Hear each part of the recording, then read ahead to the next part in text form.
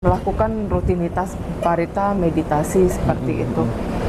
Nah, suatu hari pas lagi ngeliat guru ngasih penjelasan, loh kok kebaca nih guru lagi ada masalah apa, terus kayak film gitu muncul kehidupannya dia.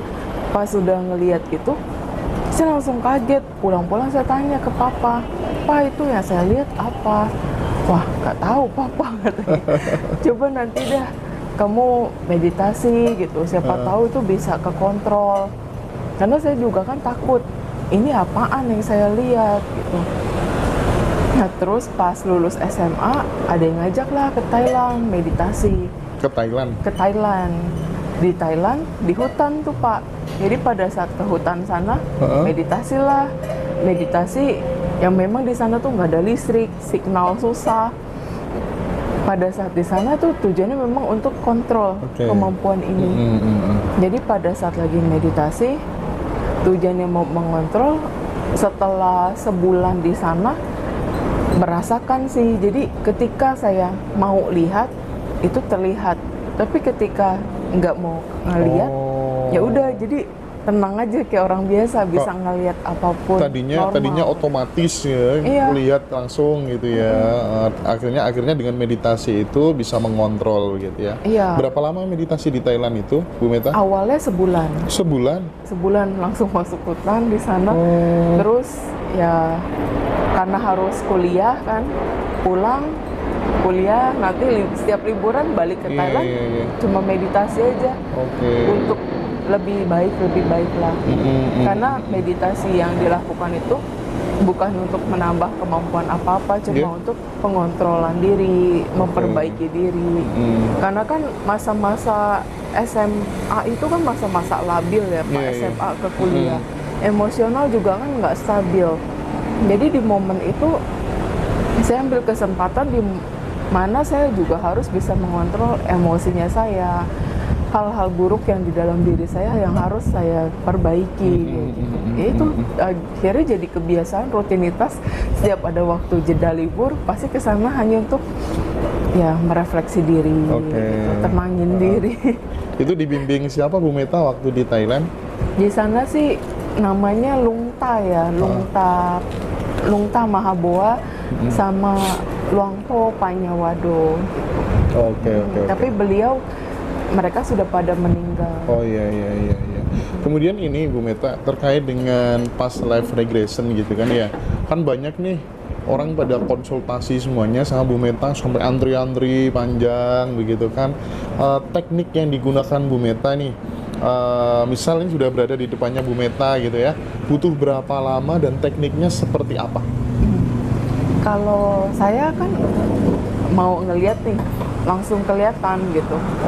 Jadi ya paling hitungan 5-10 detik untuk ngecek mata aja langsung muncul film, udah bisa menceritakan oh bapak dia gini gitu. Kayak pas live saya gitu langsung bisa kelihatan begitu ya Bu Meta ya? Iya, kalau saya langsung mau cek langsung kelihatan. Tracking gitu ya? Iya. Nggak butuh waktu sampai 1 bulan, 2 bulan nggak ya Bu Meta ya? Oh ya, wajar ya banyak orang yang ada pada konsultasi rame banget begitu. Karena kalau regression itu kan harus yang bersangkutannya diregresi gitu. Nah kalau yang bersangkutan diregresi nih, balik lagi ke pribadi orangnya. Orang itu logikanya tinggi nggak? Kalau logikanya terlalu tinggi, dia mau diregresi tidur nih, ibaratnya hipnotis lah, dengan tidur terus diregresi, dia yang melihat sendiri, itu ada yang tidak bisa masuk karena dia logikanya terlalu tinggi. Karena ketika lagi diarahin belum apa-apa udah mikir, bener gak sih ini? Bisa gak sih ini? Akhirnya kan nggak masuk. Ada nggak gitu, saat diregresi gitu kemudian muncul imajinasi palsu dari yang diregresi gitu? Bisa jadi. Bisa jadi ya. Karena kalau saya waktu meregresi itu sambil ngecek ya, ini orang beneran masuk ke masa lalunya dia, atau dia hanya bermain di pikiran sendiri.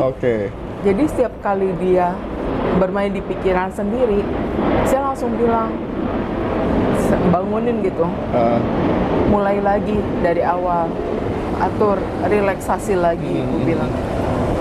Jangan ikutin pikiran. Dia langsung tahu mungkin, karena aku ngecek ini pikirannya dia.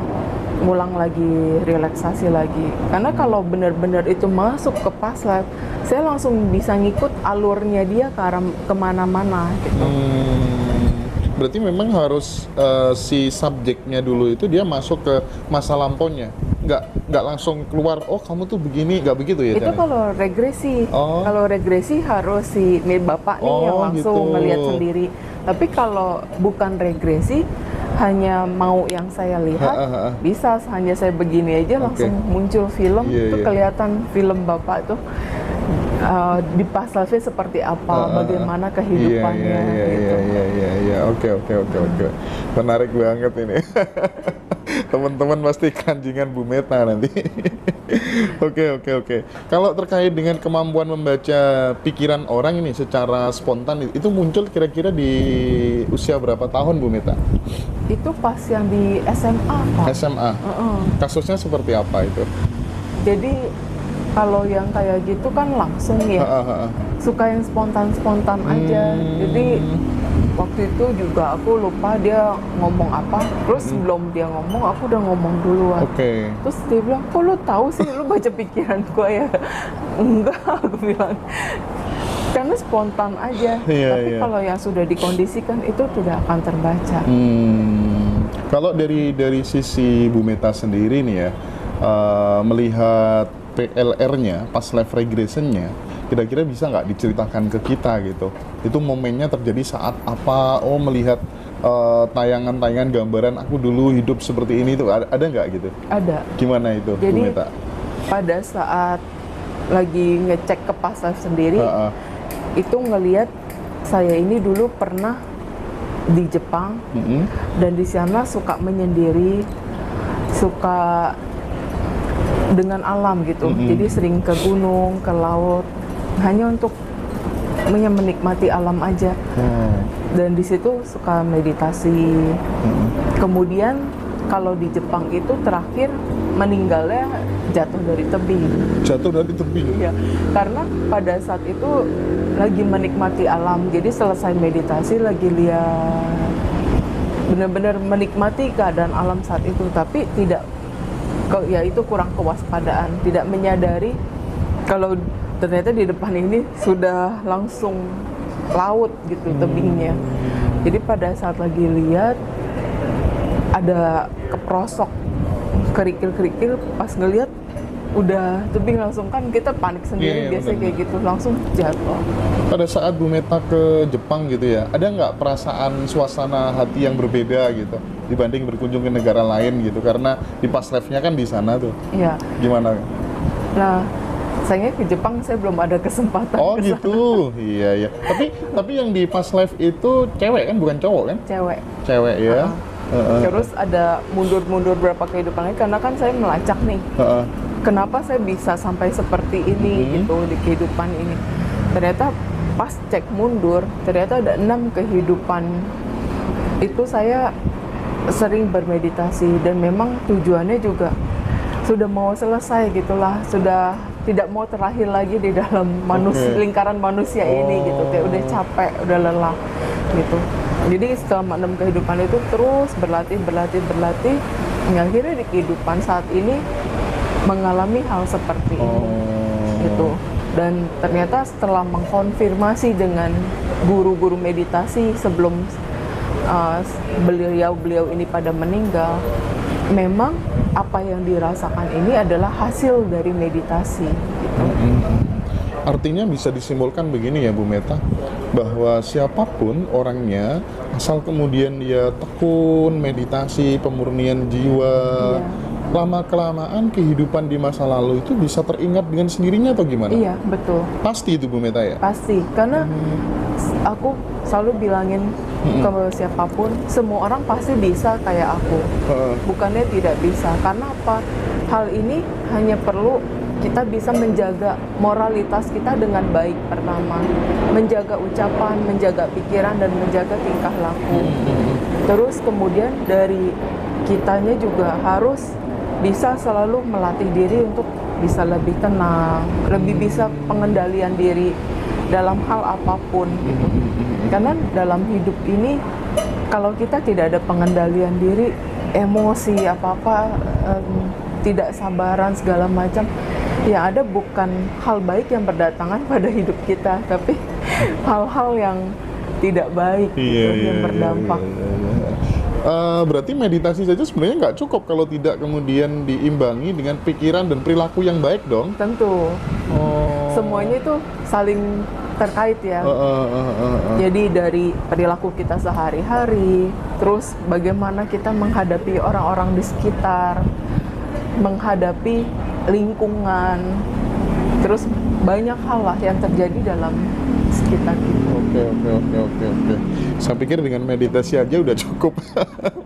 Enggak, apalagi kalau tujuan meditasinya hanya untuk punya kemampuan ya Pak, itu sudah berpandangan salah. Idealnya bagaimana Bu Meta? Karena kalau kita meditasi hanya untuk menenangkan diri gitu, jadi lebih untuk ketenangan batin. Oh gitu, jadi tanpa tujuan dengan kemampuan-kemampuan tertentu gitu ya. Iya. Jadi kalau, mohon maaf saya kan Buddhis, jadi di sana tuh dikasih tahu ada meditasi untuk mencapai ketenangan batin dan mencapai penerangan sempurna. Nah ketika mencapai ketenangan batin, kita hanya butuh di awal yaitu meditasi sesuai objek, yang dimana objek paling dasar menyadari nafas masuk dan nafas keluar.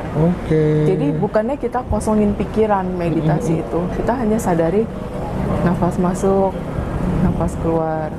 Ketika pikiran itu muncul, kita hanya sadari, oh pikiran ini muncul, tarik lagi fokusnya kita ke nafas masuk keluar gitu, terus disadari gitu. Semakin lama semakin tenang, itu akan jauh lebih baik. Tapi ketika kita lagi banyak masalah, lagi ada hal-hal yang membuat kita tuh ke-trigger, nggak bisa meditasi menyadari keluar masuk nafas, kita bisa meditasi yang cinta kasih, yaitu dengan mendoakan semoga saya berbahagia, semoga saya terbebas dari penderitaan batin, semoga saya terbebas dari penderitaan jasmani, semoga saya terhindar dari mara bahaya, semoga saya sehat dan bahagia. Itu aja diulang terus. Atau kalau mau yang simpelnya hanya semoga saya berbahagia, semoga saya berbahagia, terus itu di dalam batin, di dalam batin. Jadi semakin lama batin kita pun semakin tenang. Nah, kalau kita mau terusin di semoga saya berbahagia, silahkan. Terus kita mau pancarin untuk semoga sanak keluarga saya berbahagia, semoga semua makhluk yang berhubungan karma dengan saya berbahagia, itu pun boleh. Jadi mencakup semuanya. Keren. Karena itu meditasi cinta kasih pun untuk membantu kita mengatasi rasa benci, dendam. Karena semakin besar rasa benci, dendam kita, kalau kita tidak kontrol dengan baik, itu bahaya. Bahayanya apa? Membuat kita masuk lagi ke dalam lingkaran kehidupan dunia fana ini, kayak gitu. Muncul lagi, ketemu lagi dengan orang yang kita benci, ketemu lagi yang dendam sama kita. Nggak ada selesainya hidup ini, nggak ada lelah gitu. Jadi kita kalau mau mengakhiri semua ini, kita harus bisa kontrol diri kita dulu, pertama dengan baik. Kita tidak bisa mengontrol orang lain. Jadi ketika kita kontrol diri dengan baik, semuanya menjadi lebih sempurna. Kita menghadapi semuanya, ya semuanya juga jadi lebih oke. Berarti ketika saat kita meditasi, menikmati keluar masuknya nafas secara natural gitu ya, terus tiba-tiba pikiran melayang kemana-mana, langsung kita tarik lagi, fokus lagi. Nah, gimana kalau misalnya tidak harus dengan duduk bersila, Bu Meta? Mungkin kita sambil jalan-jalan, ya kan, sambil olahraga, kita melakukan itu, menikmati nafas keluar masuk. Seperti apa itu? Sama saja? Sama saja. Karena dalam hal meditasi, untuk hal-hal tertentu, kita tuh perlu fokus juga. Jadi untuk melatihnya, ketika kita lagi bekerja, Iya. fokus dengan apa yang kita kerjakan. Iya. Ketika kita lagi beres-beres rumah, fokus dengan beres-beres rumah itu. Pikiran kita arahinnya, saya lagi beres-beres rumah. Jadi, oh ini lantainya belum bersih, oh mejanya ini kurang bersih. Jadi fokus dengan apa yang kita lakukan. Ketika kita lagi berjalan, menyadari kiri kanan kayak gitu. Oke. Jadi setiap jalan pun, saya kalau lagi nggak ada tujuan untuk buru-buru gimana, pakai meditasi. Jadi kiri kanan atau sudah terbiasa dengan Buddho kalau di Thailand. Jadi Buddho gitu. Oh. Jadi nggak terasa, kita merasa jalan biasa. Iya, Tapi orang ngelihat jalannya kok cepet banget sih gitu. Nah, karena Bu Meta ini terkenal seorang indigo gitu kan, saya ingin deh tahu kisahnya dulu, misalnya menyaksikan sesuatu yang belum terjadi, tapi tiba-tiba seiring berjalannya waktu, sesuatu yang sudah ada vision sebelumnya itu benar-benar terjadi jadi kenyataan gitu. Iya. Apa-apa contohnya gitu? Itu yang saya ingat yang sebelum tsunami Aceh. Sebelum tsunami Aceh? Iya, itu berapa hari sebelumnya, saya kan habis meditasi, Iya. tidur, saya mimpi kok banyak mayat. Dulu tuh saya bisa dibilang, sampai sekarang sih kadang kalau mimpi suka ada maksud-maksud atau pesan tertentu. Nah pada saat bangun, saya bilang ke mama, "Mah, kok Meta ngimpi banyak mayat banget ya berterbaran. Mau ada kejadian apa? Perasaan kok nggak enak langsung gitu. 3 hari berturut-turut itu perasaan nggak enak." Nah pas dibayang tsunami Aceh, itulah langsung perasaan deg-deg itu kayak nggak bisa berhenti di momen itu. Mah, mayatnya kayak gini bertebarannya.